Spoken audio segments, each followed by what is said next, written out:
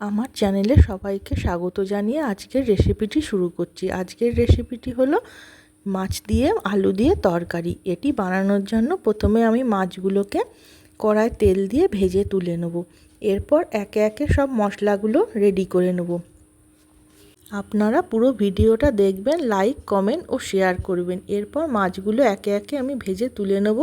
তারপর কড়ায় তেল গরমই থাকবে, আমি পেঁয়াজগুলো ভেজে নেব। পেঁয়াজগুলো ভাজা ভাজা হয়ে গেলে এতে নুন, হলুদ, লঙ্কার গুঁড়ো, জিরে গুঁড়ো, ধনে গুঁড়ো দিয়ে আমি ভালো করে ভেজে নেব। এরপর আলুগুলো দিয়ে দেবো। আলুগুলো আমি আগে থেকেই সেদ্ধ করে রেখেছিলাম, ওগুলো কড়ায় দিয়ে ভালো করে ভেজে নেব। ভেজে নেওয়ার পর মশলার পেস্টটি দিয়ে দেবো। এরপর আদা রসুনের পেস্টটিও দিয়ে দেবো। দিয়ে ভালো করে নাড়াচাড়া করে ওর মধ্যে জল ঢেলে দেবো। জল ঢেলে দেওয়ার পর ঝোলটা ফুটে গেলে মাছগুলো একে একে দিয়ে দেবো। তারপর নামিয়ে নেব।